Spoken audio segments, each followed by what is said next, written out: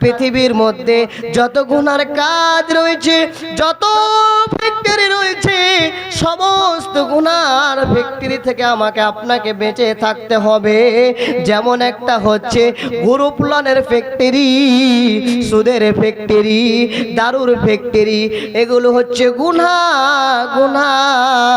যদি আপনি এই সমস্ত কাজ থেকে বাঁচতে পারেন, তাহলে আপনার জন্য আল্লাহর জান্নাত রয়েছে।